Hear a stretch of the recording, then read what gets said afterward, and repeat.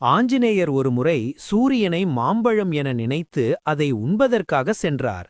அப்போது இந்திரதேவர் அவரை தடுத்து நிறுத்தி, இது நீ உண்ணும் மாம்பழம் அல்ல, இது சூரியன் என கூறினார். ஆனால் ஹனுமான் அதை கேட்காமல் சூரியனை விழுங்க ஆரம்பித்தார். இதை பார்த்த இந்திரன் கோபம் கொண்டு அவரது வஞ்சிராயுதத்தால் ஹனுமானை தாக்கினார்.